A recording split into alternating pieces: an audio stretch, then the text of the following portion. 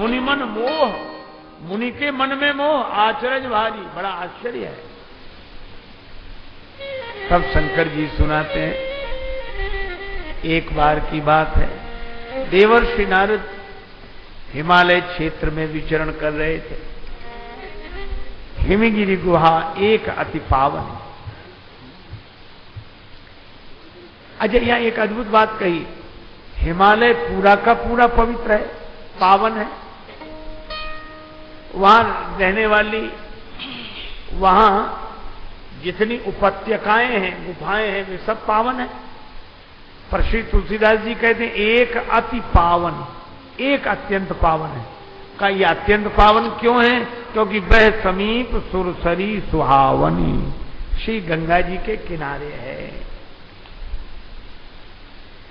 अब नारद जी वन में गए, हिमालय को देखा, गंगा जी को देखा, गंगा जी का दर्शन किया, वन पर्वत देखे तो निरख शैल सरि विपिन विभागा, भयउ रमापति पद अनुरागा। देखो, वन में संत जन भजन करने जाते थे। क्यों? वन देखकर भगवान की याद आती, भगवान की याद। अच्छा, आप ऐसे सोचो, आप किसी शहर में जाएं और बड़ी बड़ी इमारतें बनी हुई देखें तो किसकी याद आएगी? जिसने इमारत बनाई है, जिसकी है, उस मालिक की याद आएगी। कई बार लोग कहते हैं ये उनकी कोठी है, ये उन्होंने बनाया, ये इन्होंने बनाया। तो संसार के शहरों में घूमकर देखें तो आप जो मकान आदि कोठी बंगले बने हुए देखेंगे तो उनकी याद आएगी जो उसके मालिक हैं, जिन्होंने इसे बनवाया है। लेकिन वन में जब पर्वत देखेंगे, वृक्ष देखेंगे, नदियां देखेंगे तो भगवान की याद आएगी, क्योंकि वन पर्वत वृक्ष नदियों को बनाने वाले तो भगवान ही हैं। इसलिए भगवान की याद आई। किसने बनाया? जिसने सूरज चांद बनाया, जिसने तारों को चमकाया, जिसने फूलों को महकाया है। जो बालक शुरुआत प्राइमरी स्कूल में पढ़ते, उनकी पुस्तक में एक कविता है, हम उस ईश्वर के गुण गाएं, उसे प्रेम से शीश झुकाएं। कौन है जो नदियों में बह रहा है? कौन है जो फूलों में मुस्कुरा रहा है? कौन है जो सूरज में चमक रहा है? कौन है जो चंद्रमा में शीतलता दे रहा है? श्री राम मैं सब जग जानी, करूं प्रणाम जोर जुग पानी। तो अच्छा, गंगा जी को देखकर भगवान के चरणों में अनुराग इसलिए हुआ क्योंकि गंगा जी ऐसी धारा है जिनका जन्म भगवान के चरण से हुआ। जिन चरणन ते निकसी सुरसरी, सुर सरी सरे शंकर जटा समाई,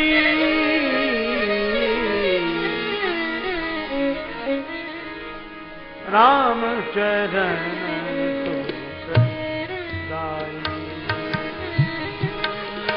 राम चरण भज मन, राम चरण राम राम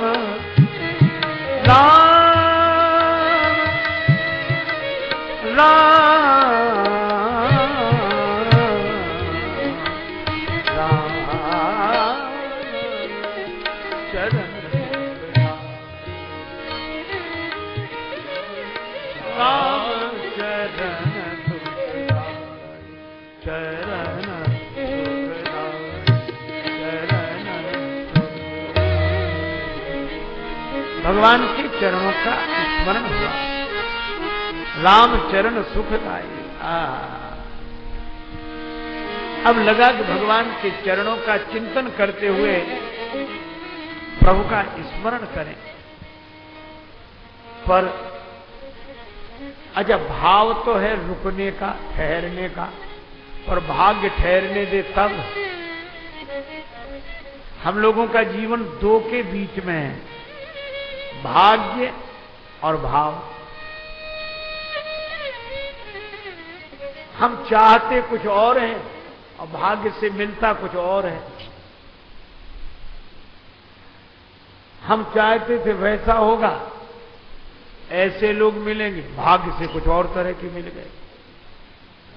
तो भाग्य और भाव का द्वंद्व है कि नहीं? हम जहां नहीं चाहते वहां रहना पड़ता है,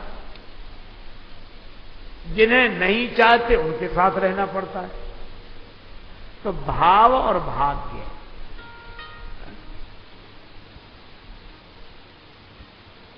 भगवान राम के आगे आगे मारीच दौड़ रहा था हिरण बनकर, पर पीछे मुड़ मुड़ कर देखे, भागे उधर। तो भगवान ने कहा उधर भाग रहे तो इधर क्या देख रहे हो? या तो जिधर भाग रहे उधर ही देखो, या जिधर देख रहे हो उधर लौट आओ। मारीच ने कहा मजबूरी है क्या? भाग्य उधर ले जा रहा है और भाव इधर देखने के लिए मजबूर कर रहा है। यही तो है। तब करें क्या? अच्छा मान लो हमारा भाव हो कि चित्रकूट में रहकर भजन करें और भाग्य न रहने दे तो निराश न हो। यह कथा यही संदेश देती है। नारद जी को भी भाग्य नहीं रुकने दे रहा। भाग्य काय से बना? कर्म का फल। तो कर्म क्या किया? दक्ष के बेटों को समझा दिया। महाराज दक्ष के पुत्र भजन करने वन में जाते ताकि शक्ति संचय करके हम संसार में आकर गृहस्थ जीवन बिताएं और उत्तम से उत्तम संतान समाज को दें। यह एक मार्ग है, प्रेय मार्ग है। अपने यहां दो ही मार्ग, प्रेय मार्ग, श्रेय मार्ग। और अच्छाई तो किसी न किसी रूप में रहनी चाहिए। विरक्तों के यहां अगर बिंदु परंपरा से शिष्य गुरुदेव की विशेषताओं को समाज को अपने माध्यम से देते रहते हैं। काहे से? गुरुदेव की नाद परंपरा से। गुरुजी ने कान में मंत्र सुनाया, गुरुजी ने ज्ञान दिया। ये नाद परंपरा से सदगुरु के यहां शिष्यों का जन्म होता है और धर्मशील, आचरणशील, धर्मात्मा गृहस्थों के यहां बिंदु परंपरा से संतान का जन्म होता है। दोनों ही ठीक है, लेकिन अपना अपना मार्ग है। देखो बड़े शहरों में दो मार्ग होते हैं, एक बीच बाजार से जाता है मार्ग, एक बाईपास रोड जाता है। तो संसार एक शहर है, सड़कें दो हैं, एक बाजार के बीच का रोड, एक बाईपास रोड। तो विरक्तों के लिए ये बाईपास रोड है और गृहस्थों के लिए ये बाजार की सड़क है। ये बात अलग है कि आगे जाके दोनों सड़कें एक हो जाती हैं।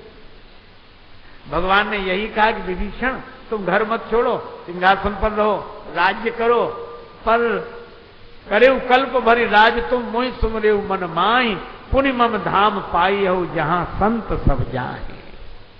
इसलिए दोनों ही मार्ग हैं, पर दोनों की अपनी अपनी मर्यादा है। लेकिन दक्ष के पुत्र जाते तपस्या करने, लौट कर आते कि हम गृहस्थ बनेंगे। रास्ते में नारद जी मिल जाते। कहां गए थे? भजन करने। अब कहां जा रहे हो? विवाह करने। काहे को झंझट में पड़ते हो? भगवान के भजन जैसा सुख नहीं है। अपना आराम से भजन करो, ये संसार काहे को बसाते हो? प्रपंच है, फिर इससे सुलझना मुश्किल है। ऐसे उपदेश देते। अब नारद जी का उपदेश सुनकर वे दक्ष के बेटे घर ही लौट कर नहीं आते, फिर चले जाते वन में और बाबा जी बन जाते। दक्ष को पता लगा कि बेटे जाते हैं, लौटकर आ नहीं पाते क्योंकि नारद जी उन्हें समझा देते हैं। तो नारद जी को श्राप दे दिया दक्ष ने कि ज्यादा देर ठहर ही नहीं सकते। 2 घड़ी से ज्यादा कहीं नहीं ठहर सकते। कहीं कहीं उल्लेख है कि जितनी देर गौ दोहन हो उतनी देर ही नारद जी ठहर सकते हैं। गाय को दोहने में जितना समय लगे, चलो, पर ठहर नहीं सकते। ये श्राप दिया दक्ष ने, और आश्चर्य की बात, गृहस्थ का श्राप संत को लग गया। आप ऐसा न सोचें कि हमारे ग्रंथों में ऐसी कथाएं हों कि संतों का श्राप गृहस्थों को लगता हो। ये अद्भुत कथा है, गृहस्थ का श्राप संत को लग गया। क्यों लग गया? अच्छा, नारद जी कोई गलत काम कर रहे थे? नारद जी तो बाबा जी बना रहे थे, और साधु बनना तो बहुत अच्छा है। लोग कहते हैं कि जिस घर में साधु का जन्म हो जाए उनकी पीढ़ियां तर जाती। लेकिन फिर ये श्राप क्यों लग गया? श्राप इसलिए लग गया कि आप यह सोचो कि नारद जी दक्ष के बेटों को बाबा जी बना देते, साधु बना देते, विरक्त बना देते। तो बाबा जी बनना तो बुरा नहीं है, लेकिन आप ऐसे सोचो, अगर सभी बाबा जी बन जाएंगे तो बाबा जी बनने बंद हो जाएंगे कि नहीं? आप ऐसे सोचो कि बाबा जी सब बन जाएं तो बाबा जी ही बनने बंद हो जाए। क्योंकि गृहस्थ न हो तो महात्मा का जन्म किसके यहां हो? और महात्मा की कौन कहे? मैं तो कहता हूं गृहस्थ न हो तो परमात्मा का अवतार कहां हो? राम जी भी दशरथ कौशल्या जी के यहां आते हैं, श्री कृष्ण भगवान वसुदेव देवकी के यहां आते हैं। इसलिए अपने यहां कहा गया धन्यो गृहस्थ आश्रम, धन्य है गृहस्थ आश्रम। इसलिए श्राप लग गया, पर नारद जी महात्मा बड़े प्रसन्न हुए। श्राप लगने पर भी प्रसन्न, निंदा स्तुति उभय सम। अच्छा, श्राप लगने पर प्रसन्न क्यों हो? आप ज्यादा देर एक जगह नहीं रह सकते। नारद जी ने कहा और अच्छा है, एक जगह ज्यादा देर नहीं रहेंगे तो ज्यादा जगह जाएंगे। अभी 2-4 को सिखाते थे, हम 200-400 को सिखाएंगे। पर आज भगवान का भजन करना चाहते हैं, अब श्राप लगा है पीछे। भाग्य अगर पीछे लगा हो तो डरे नहीं। सुप्रीम कोर्ट के फैसले के ऊपर भी राष्ट्रपति है। ऐसा ही भाग्य का अंतिम फैसला क्यों ना हो, पर भाग्य के ऊपर भगवान है। काशी नरेश ने संत श्री तुलसीदास जी महाराज की शरण में जाकर कहा, मार्केश लग गया है, नवग्रह प्रतिकूल हैं। तुलसीदास जी बोले चिंता मत करो, नवग्रह से ऊपर एक ग्रह है, क्या? भगवान का अनुग्रह है। भगवान अनुग्रह करें तो नवग्रह क्या करें? और इसलिए उन्होंने कहा भी, सूरज मंगल सोम भृगु सुत, नवग्रहों के नाम लेना, सूरज मंगल सोम मान चंद्र, भृगु सुत शुक्र। सूरज मंगल सोम भृगु सुत, बुध यरु गुरु वरदायक ते दो। बुध और गुरु, राहु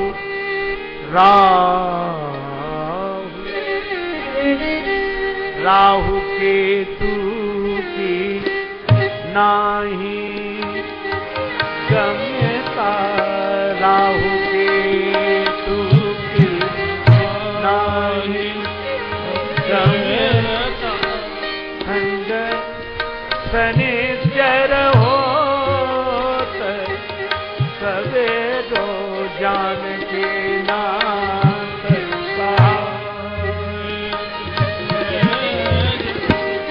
जान के नाथ जब जान की नाथ सहाय करे तब कौन बिगाड़ करे। नर तेरो जान के नाथ सहाय करे, जान के नाथ